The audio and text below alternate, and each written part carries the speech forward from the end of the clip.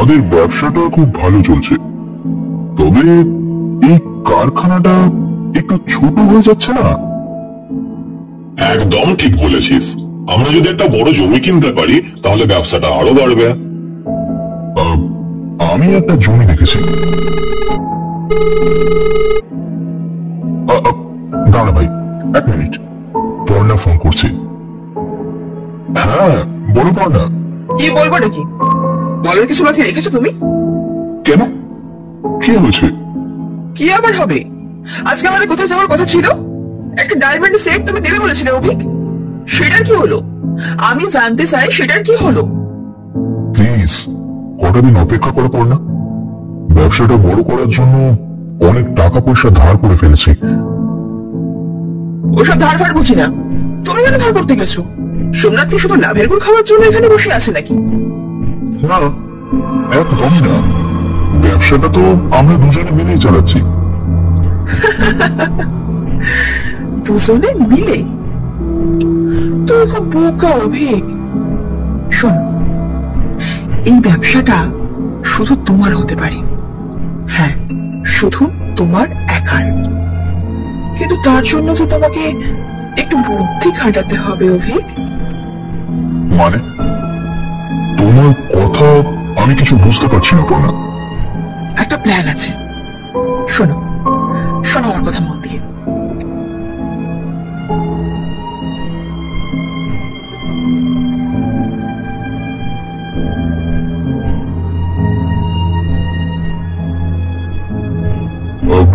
হ্যাঁ, যা বলছিলাম সোমনাথ, একটা ভালো প্লট আছে, তবে শহরের বাইরে। জায়গাটা খুব ভালো। কাল সকালে চল, দেখে আসি। বাহ, দারুণ খবর। ঠিক আছে, চল কালই যাই। অভিক চুপচাপ সোমনাথের দিকে তাকায়। তার চোখে কেমন যেন একটা অন্য রকমের ঝলক। পরদিন ওরা দুই বন্ধু শহরের বাইরে কারখানা দেখতে যায়। তখন সূর্য ডুবে গিয়ে সন্ধে নামবো নামবো করছে। সত্যি জায়গাটা খুব ভালো রে। এখানে একটা বড় কারখানা হলে আমাদের স্বপ্ন পূরণ হয়ে যাবে। জায়গাটা একেবারে পারফেক্ট অভিক। এখানে আমাদের একটা নতুন কারখানা তৈরি হলে আমাদের ব্যবসা আরো পাখা মেলে উঠবে। ঠিকই বলেছিস সোমনাথ। এত বড় স্বপ্ন আমরা দেখতাম, আর এখন দেখ, সেই স্বপ্ন সত্যি হওয়ার পথে।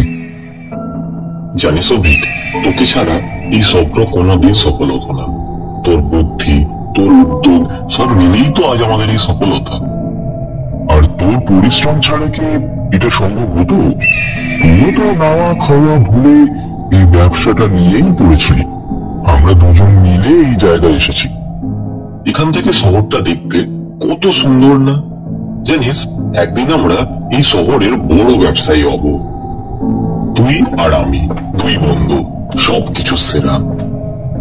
হ্যাঁ, শহরটা সত্যি সুন্দর, কিন্তু জানিস সোমনাথ, আমাদের স্বপ্নটাও তো বিশাল। তাই এর জন্য অনেক বড় পদক্ষেপ নিতে হবে, স্যাক্রিফাইস করতে হবে। স্যাক্রিফাইস। তাই তো আমার সবসময় মনে হয় তুইও আমার জীবনে ঈশ্বরের মতো।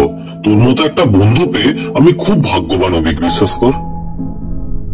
কিন্তু সোমনাথ, ঈশ্বর তো সবার সঙ্গে সবকিছু ভাগাভাগি করে না। তুই কি বলতে চাস অভিক? এই ব্যবসাটা শুধু আমার স্বপ্ন ছিল সোমনাথ। তুই এই স্বপ্নের অংশ হতে পারবি না। কি বলছিস কি তুই অভিক? এই তো তুই বলছিলি আমায় ছাড়া তো ব্যবসাটা এত দূর এগোতো না। ঠিকই বলেছি, তোকে ছাড়া সত্যিই ব্যবসাটা এত দূর আসতো না। কিন্তু এখন এখন তোকে আর আমার প্রয়োজন নেই সোমনাথ। তোর সব প্রয়োজন মিটে গেছে। এখন তোর চলে যাওয়ার সময় হয়েছে। প্লিজ অভিক, প্লিজ এমনটা করিস না আমার সাথে, প্লিজ। আমি আমার বৃদ্ধ বাবা মার একমাত্র সম্বল। চুপ, একদম চুপ। ওই যে বলেছিলাম, হ্যাঁ, স্যাক্রিফাইস চাই। যা, করে দিলাম তোর জীবনকে স্যাক্রিফাইস। বাই বাই সোমনাথ, তোরও পারো ভালো থাকিস ভাই, কেমন?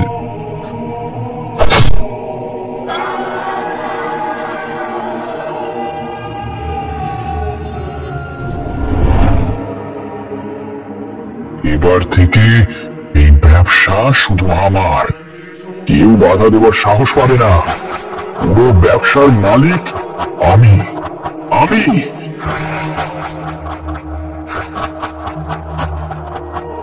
কাজ হয়ে গেছে বলনা, আমি আমি শেষ করে দিয়েছি ওকে।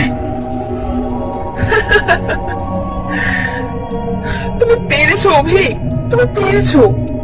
আমি জানতাম আমার কথা তুমি রাখবে। কংগ্রাচুলেশন। এখন এখন তুমি এই ব্যবসার একমাত্র মালিক, আর আমি মালকিন।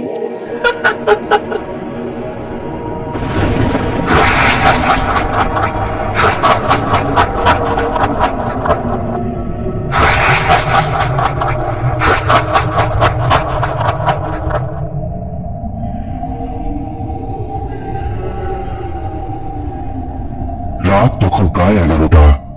অভিক কারখানার অফিসে বসে লেখালেখি করছে। বাইরে প্রচন্ড নীরবতা। জানলার বাইরে থেকে ঠান্ডা হাওয়া আসছে অবিরত।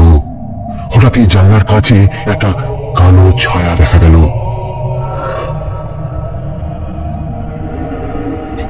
কে ওখানে? কি হচ্ছে স্যার? ওখানে ওখানে কেউ আছে? কই স্যার, ওখানে তো কেউ নেই, কেউ তো কোথাও নেই। না না না, আমি আমি স্পষ্ট দেখেছি কে ওখানে ছিল। অভিক তখনও বুঝতে পারছিল না তার জীবনে এই অদ্ভুত ঘটনাগুলো কেন বারবার ঘটছে, কিন্তু অন্ধকার সবসময় নিজেকে প্রকাশ করতে চায়।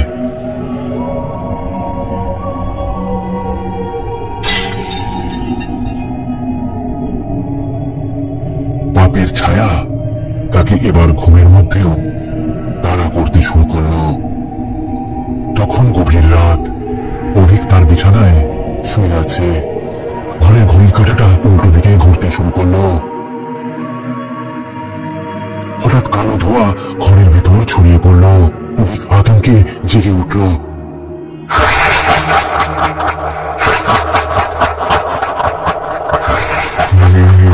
এটা এটা কি হচ্ছে আমার সাথে? কে কে আছে এখানে? কে আছে? কে কে? Sacrifice, sacrifice. অভিক, আমিও স্যাক্রিফাইস চাই। এই এই কে এখানে? বেরিয়ে আয়। Sacrifice Abhik, sacrifice. এবার তোর পালা। তুই তুই তুই মনেও আমার পিছু ছাড়ছিস না কেন? চলে যা, চলে যা এখান থেকে। এই চলে যা।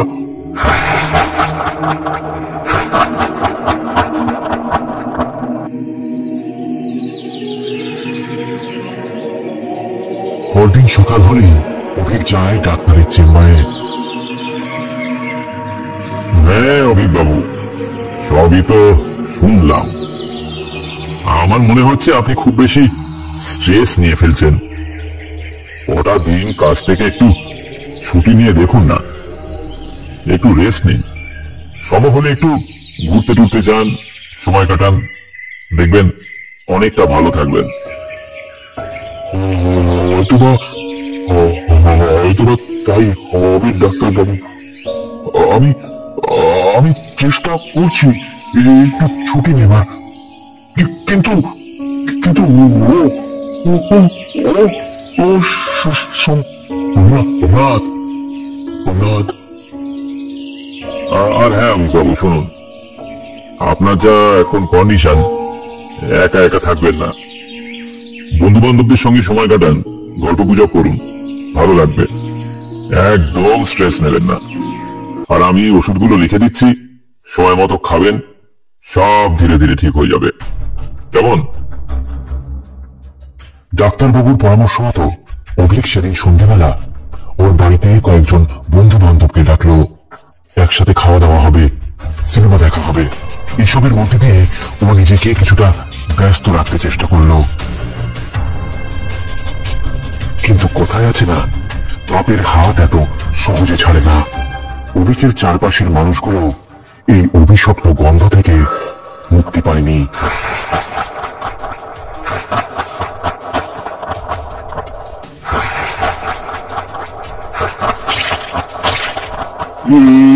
এটা কি রে?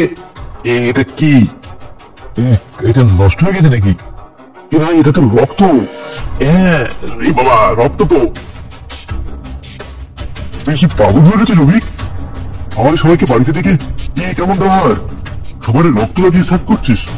ছি ছি ছি, মানে হয় অভিক? তোর মাথাটা খারাপ হয়ে গেছে। আমি বলতে বাধ্য হচ্ছি ভাই, তোর মাথা না গেছে। এসব চল চল চল চল। পালাবার পথ নেই অভিক, তোর পালাবার কোনো পথ নেই।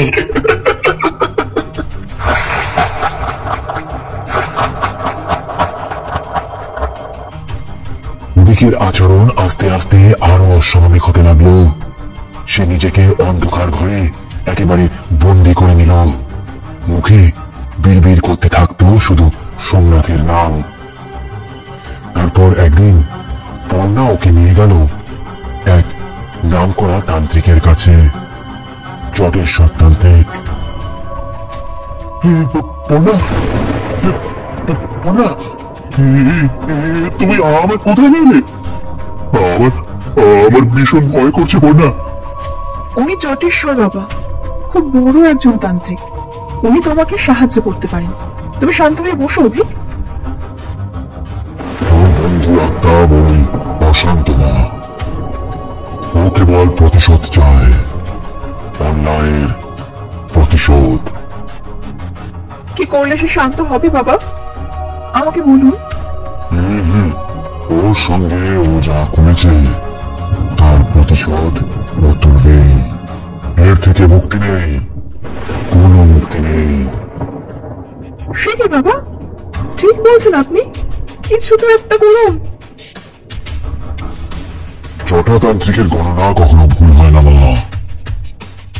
ওর সময় ফুরিয়ে এসেছে, একেবারে ফুরিয়ে এসেছে। আর শোন, তুই যদি ওর সঙ্গে থাকিস তাহলে তোরও খুব তাড়াতাড়ি নিধন হবে। এই পাপের শাস্তি হবেই, সব কিছুর শোধ হবে কড়ায় গন্ডায়, একেবারে কড়ায় গন্ডায়। যা, চলে যা, চলে যা এখান থেকে।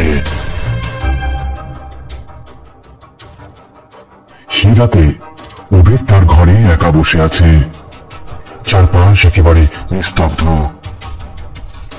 ও বারবার ফোন করতে থাকে পর্ণাকে।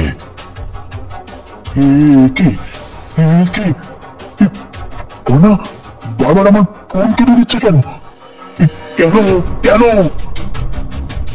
পর্ণা, পর্ণা, তুমি তুমি তুমি আমার ফোন ধরছো না কেন? আমার ভীষণ ভয় করছে। তুমি আর আমার ফোন করো না অভিক। তোমার সাথে আমি আর সম্পর্ক রাখতে চাই না। আমি নিজেকে তোমার সাথে আর জড়াতে চাই না। আমার সাথে ফার্দার কন্ট্যাক্ট করার চেষ্টা যদি করো তবে আমি থানায় যেতে বাধ্য হব। তুমি পাগল হয়ে গেছো অভিক, তুমি পাগল হয়ে গেছো। প্লিজ প্লিজ শোনো আমার কথা। প্লিজ তুমি যেও না আমাকে ছেড়ে।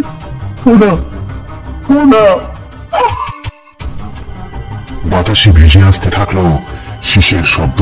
জানলার কাঁচ ভেঙে পড়লো চুপচুপ হয়ে। অনেক পিছনে ঘুরিয়ে দেখে পেছনে দাঁড়িয়ে আছে সোমনাথের আত্মা। তার মুখ বিকৃত, চোখ একেবারে কালো লাল। কিরে অভিক, কতজনকে সঙ্গে পেলি? শেষ পর্যন্ত কয়জন থাকলো তোকে সাহায্য করতে? দুনিয়াটা খুব স্বার্থপর, বুঝলি অভিক? আমি কিন্তু তোকে কখনো স্বার্থের চোখে দেখিনি, কিন্তু তুই, হ্যাঁ তুই নাকি শেষ পর্যন্ত সেই বিশ্বাসের মর্যাদা রাখতে পারিসনি। তুই বিশ্বাসঘাতকতা করলি আমার সাথে, তুই বিশ্বাসঘাতকতা করলি আমার সাথে, বিশ্বাসঘাতকতা।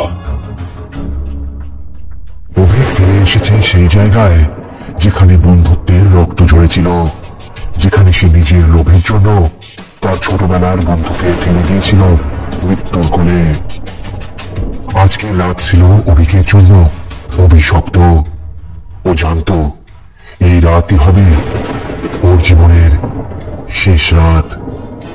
সোমনাথ, আমি জানি তুই এখানে আছিস। আমাকে আমাকে ক্ষমা কর, আমাকে ক্ষমা কর সোমনাথ। আমি আমি আমি ভুল করেছি, আমি ভুল করেছি। ক্ষমা? সত্যি? তুই কি জানিস বিশ্বাসঘাতকতার শাস্তি কি? তুই আমার স্বপ্ন কেড়ে নিয়েছিলিস অভিক, আমার বৃদ্ধ বাবা মায়ের শেষ জীবনের অবলম্বনটুকু কেড়ে নিয়েছিলিস, আমার জীবন শেষ করে দিয়েছিলিস। তোর ক্ষমা চাওয়ার কোনো যোগ্যতা নেই, তোর একমাত্র শাস্তি মৃত্যু।